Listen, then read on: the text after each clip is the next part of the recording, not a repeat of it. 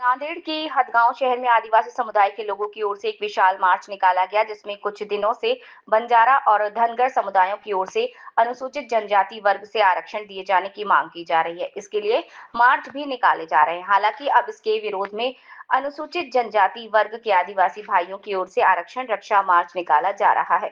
इस मार्च के माध्यम से मांग की जा रही है कि अनुसूचित जनजाति वर्ग की अन्य जातियों को आरक्षण न दिया जाए।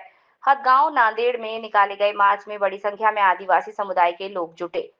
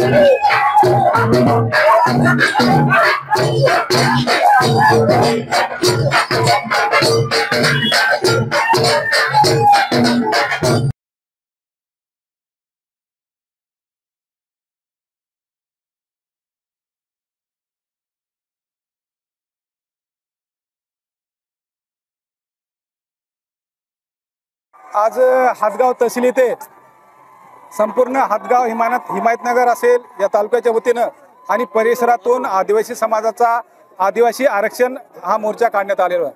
आमचा कोणत्या समाजाला विरोध नाही, परंतु आमच्या समाजात जर कोणी घुसखोरी करत असेल, जे आमचे घटनादत्त अधिकार आम्हाला बाबासाहेबांनी घटनेमध्ये दिलेले आहेत, त्या आरक्षणाला जर कोणी धक्का लावत असेल तर निश्चित त्यांचा आम्ही निषेध रस्त्यावर करणार आहे। आज एवढ्या हजारोच्या संख्येने आज इथं आमचे आदिवासी बांधव असतील, भगिनी असतील, आमचे विद्यार्थी मित्र असतील, एवढ्या मोठ्या प्रमाणे उत्स्फूर्तपणे या मोर्चामध्ये सहभागी झाले। आज महाराष्ट्रातल्या प्रत्येक तालुक्यामध्ये आदिवासी समाजाच्या वतीनं निदर्शक करण्यात येतात, मोर्चे करण्यात येतात। याचं महत्त्वाचं कारण की धनगर समाज असेल, बंजारा समाज असेल आणि इतरही काही समाज असतील ते आदिवासी आरक्षणामध्ये येऊ पाहतात। खरं म्हणलं तर आदिवासी आरक्षण त्यांना एवढं सोपं वाटतंय का? बाबासाहेबांनी ज्यावेळेस आदिवासी आरक्षण केलेलं हे आरक्षण आम्हाला या घटनेच्या माध्यमातून मिळेल आहे। आज जे महाराष्ट्रामध्ये वातावरण केलं जातं की हैदराबाद गॅजेटनुसार आम्हाला आदिवासीमध्ये घ्या, परंतु हैदराबाद गॅजेटनुसार हे सरकार चालत नसेल, हे देश चालत नसून हा घटनेनुसार हा देश चालतं आणि त्यामुळे बाबासाहेबांनी घटनेमध्ये जी तरतूद केलेली आहे त्याप्रमाणे हे आरक्षण मिळते। या आरक्षणामध्ये कोणाला घुसू देणार नाही आणि तो घुसला तर आम्ही त्याचा 100% विरोध करू, एवढं आपण सांगतो। साहेब, विद्यमान आमदार यांनी बंजारा समाजाला आदिवासी समाजामध्ये समाविष्ट करण्यासाठी पत्र दिले, कसं पाहता? खरं म्हणलं तर आदिवासीला फक्त हे लोक मतासाठी वापरतात आणि जेव्हा त्याने मत घेतल्यानंतर आम्हाला ते वापरून फेकल्यासारखं काम करतात।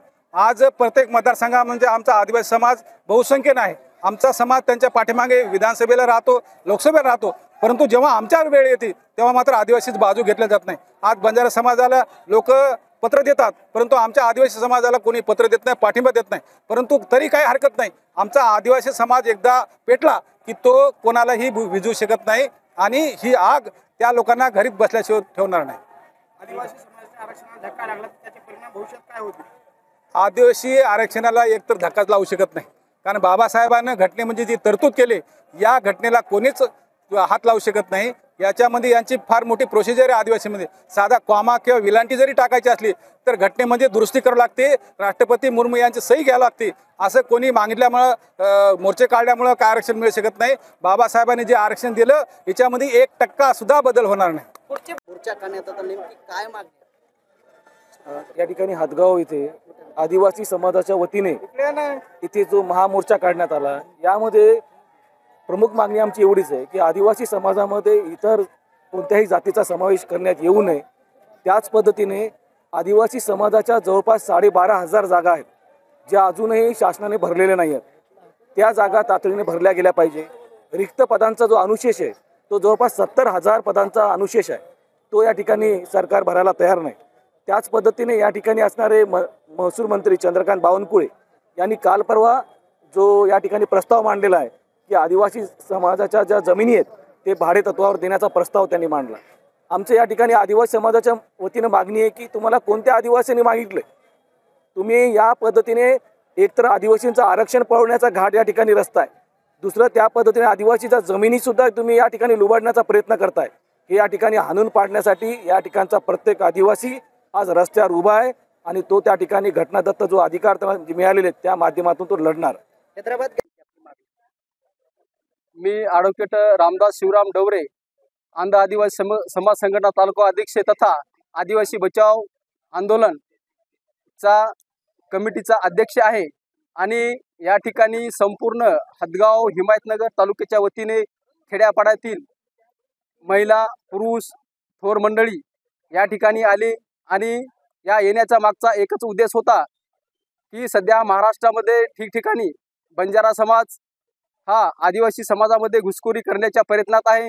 त्यांचे मोर्चे आंदोलन चालू आहेत आणि या आंदोलनाला बळी न पडता शासनानं आदिवासी समाजाची जे कायदेशीर मागणी आहे ते ठाम धरून आदिवासी समाजामध्ये कोणत्याही जातीचा किंवा इतर जमातीचा प्रवेश करू नये अशी या ठिकाणी आमची या मोर्चाच्या माध्यमातून शासनाला मागणी आहे.